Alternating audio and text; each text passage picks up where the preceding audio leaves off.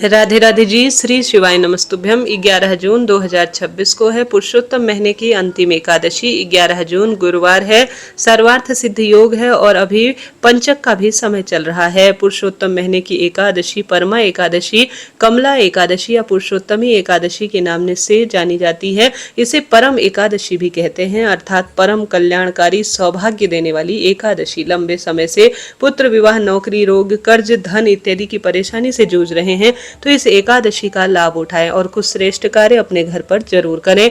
11 तारीख को आप व्रत करेंगे तो 12 तारीख की सुबह अर्थात शुक्रवार को व्रत पारण का समय 5:23 से 8:10 के मध्य रहने वाला है। इस समय अगर आप अपने व्रत को खोल लेते हैं तो सौभाग्य तो बढ़ता ही है, साथ ही धन, संपदा और जो भी आपके जीवन में परेशानी है उसका निदान निश्चित रूप से होता है। तो आप व्रत 11 तारीख को करें और 12 तारीख सुबह अपने व्रत का पारणा करें। इस दिन की महत्वता शास्त्रों में अद्भुत कही गई है। 11 जून को ब्रह्म मुहूर्त सुबह 4:08 से 4:56 के आसपास रहने वाला है। प्रिय श्रोताजनों, पूरा दिन शुभ है, श्रेष्ठ है, परंतु राहु काल का त्याग करें।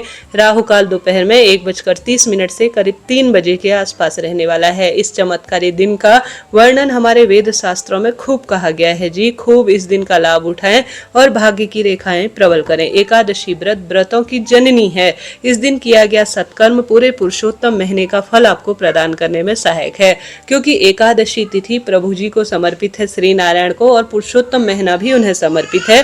जो प्रिय श्रोताजन पूरे महीने के कोई विशेष नियम, व्रत, उपवास नहीं कर पाते हैं, मात्र एकादशी व्रत कर लेते हैं, तो भी प्रभु जी इससे खूब प्रसन्न हो जाते हैं और सुख सौभाग्य स्वतः ही बढ़ता चला जाता है। तो पूजा विधि, उपाय, नियम कैसे करने हैं, आइए इस छोटे से वीडियो में पूर्ण रूप से सटीक जानकारी आपको दे दो। सबसे पहले गुरुवार है, नहाने के पानी में 1 चुटकी हल्दी जरूर डालें, यह रोगों का नाश करती है। नहाने के पानी में हल्दी डालकर ओम नमो भगवते वासुदेवाय महामंत्र का जप करें।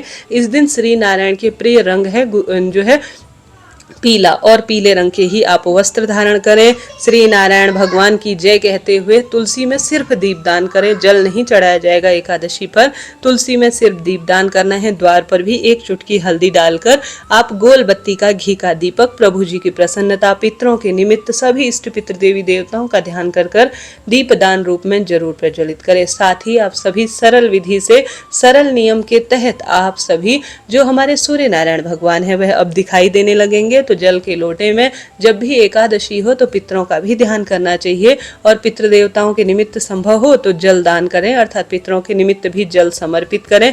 ऐसा न कर पाए तो सूर्य नारायण भगवान को ही सरल विधि से आप जल इत्यादि समर्पित करें। कम से कम इतना सा कार्य तो आपको सुबह की दिनचर्या में करना चाहिए। जितना समय हो ओम नमो भगवते वासुदेवाय महामंत्र का जप करें। एकादशी तिथि पर कभी भी तुलसी के पत्ते नहीं तोड़ने हैं। तुलसी के झड़े हुए पत्ते या पहले से प्रयोग किए हुए पत्ते कई बार काम में लिए जा सकते हैं। और साथ के साथ चावल पूजा में स्पर्श न करने हैं, न ग्रहण करने हैं, यह दोष उत्पन्न करता है। गुरुवार का दिन है, केला जो व्रत करते हैं उन्हें ग्रहण नहीं करना चाहिए। इस नियम का भी आप ध्यान रखें। व्रत करें या ना करें, तामसिक चीजों से परहेज करें, बालों में साबुन शैम्पू ना लगाएं और गुरुवार का दिन है, घर पर पोछा इत्यादि भी बिल्कुल प्रयोग न लें। इस बात का आप ध्यान रखें, तभी आपका जीवन सार्थक होगा। अब सर्वश्रेष्ठ रूप में प्रभु जी का ध्यान करते हुए कुछ श्रेष्ठ कार्य जरूर करें, जैसा कि सरल विधि से आप सभी को अपने घर के मंदिर में श्री नारायण भगवान या लड्डू गोपाल को स्थापित करना है। उनका स्थान आप थोड़ा तिल का आसन या पुष्प का आसन देकर विराजमान करें। साथ ही महादेव को भी साथ में विराजित करें। तुलसी माता का इस दिन बहुत महत्व है। आप सभी एक जल के लोटे में, भले ही गंगा जल रूप में रखें या सामान्य जल रखें, उसमें 11 तुलसी के पत्ते आप उपाय के रूप में श्री नारायण के समक्ष जरूर रखें। पूरे दिन भर में या किसी मंदिर में भी आप रख सकते हैं, नहीं तो घर पर भी श्री नारायण के समक्ष आप श्री नारायण की जय, तुलसी माता की जय कहते हुए 11 तुलसी के पत्ते श्री नारायण जी के समक्ष दाहिने हाथ की तरफ जल के लोटे में रखें। पूरे दिन या पूरी रात्रि रखने के बाद दूसरे दिन इन्हीं तुलसी के पत्तों को ग्रहण कर अपने व्रत का पारणा करें और इसी जल का छिड़काव घर में करें और इसी जल का थोड़ा सा प्रसाद स्वरूप ग्रहण करते हैं तो यह अनंत गुना सुखों की अनुभूति देता है। साथ ही गुरु जी कहते हैं, जब भी एकादशी तिथि पड़े ना तो एक जल का लोटा लीजिए, उसमें थोड़ा सा डालिए आप गंगा जल और इसे ले जाकर चले जाएं शिव मंदिर। साथ ही जल के लोटे में आप 7 की संख्या में या 5 की संख्या में 5 या 7 बेलपत्र भी जरूर डालें। आप सभी जानते होंगे इस दिन पितृदोष की मुक्ति के लिए शिवलिंग पर गंगा जल मिश्रित जल स्वधा स्वधा स्वधा 3 बार बोलकर शिवलिंग पर चढ़ाया जाए तो शारीरिक मानसिक आर्थिक कष्ट बंधनों से स्वतः ही जो है मुक्ति मिल जाती है। साथ ही यह उपाय तो आप कर ही सकते हैं, या तो सामान्य गंगा जल मिश्रित जल 3 बार स्वधा बोलकर शिवलिंग पर चढ़ाएं, या साधारण सरल तरीके से जल के लोटे में 5 या 7 बेलपत्र डालकर थोड़ा सा जल नंदी बाबा को समर्पित करें और साथ के साथ बाकी का जल अपने घर के शिवलिंग या महादेव के शिवलिंग में 5 या 7 बेलपत्र के साथ आप शिवलिंग पर गंगा जल मिश्रित जल जरूर चढ़ाएं। एकादशी व्रत सफल हो जाएगा। बिना व्रत के भी आप यह कार्य कर सकते हैं। इसका अनंत गुना लाभ शास्त्रों में कहा गया है। साथ के साथ इस दिन आप मालपुए का दान करते हैं, जैसे कि एकादशी तिथि पर किया गया सत्कर्म पितरों को भी सुख देता है। अधोगति में पितर हैं तो उनकी मुक्ति में यह सहायक होता है। तो 33 मालपुए अपने घर पर बनाकर या किसी भी स्वरूप में आप किसी भी तरह से 33 मालपुए, उसमें बैजंती माला रखकर या तुलसी माला रखकर कुछ दान दक्षिणा आप किसी कांसे के बर्तन में रखकर पंडित जी को दान दे देते हैं तो यह महा सौभाग्यशाली उपाय माना जाता है। 33 की संख्या में अपने घर के मंदिर में दीप दान 33 बाती का एक दीपक श्री नारायण और महादेव के समक्ष भी इस दिन लगाते हैं तो उत्तम रहता है।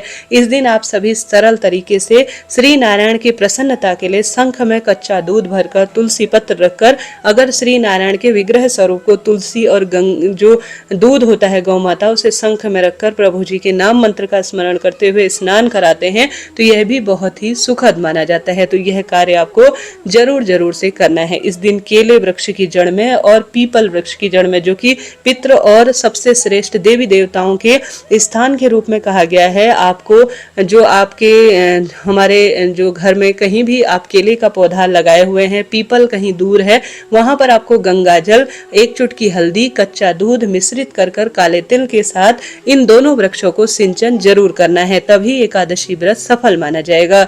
इस दिन 1 मुट्ठी या 33 मुट्ठी या 1 कटोरी या 1.25 किलो चने की दाल कुछ दक्षिणा रखकर किसी पंडित ब्राह्मण जी को दान की जाए तो यह स्वर्ण दान समान जानी जाती है। गौ माता को भी केला और गुड़ और चना खिलाया जाए तो यह बहुत सौभाग्य का विषय माना जाता है।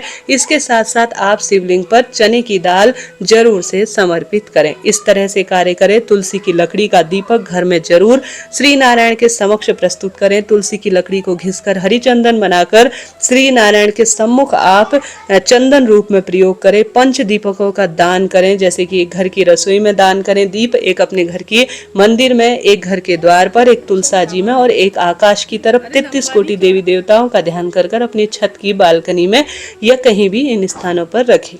तो इस तरह से यह जानकारी थी जो मैंने आपको प्रदान करने का प्रयत्न किया। अगर यह वीडियो आपके लिए उपयोगी ज्ञानवर्धक रहती हैं तो राधे राधे लिखें। इस दिन किया गया सत्कर्म कभी निष्फल नहीं जाता। जल दान करें, पवित्र वृक्षों का सिंचन करें, किसी न किसी स्वरूप में अन्न जल वस्त्र दान करना, दिव्य कथाएं सुनना, भगवान के नाम मंत्रों का स्मरण करना आपका सौभाग्य बढ़ाएगा और हर कष्ट बंधनों से मुक्ति देगा। बिना व्रत के भी यह कार्य करें।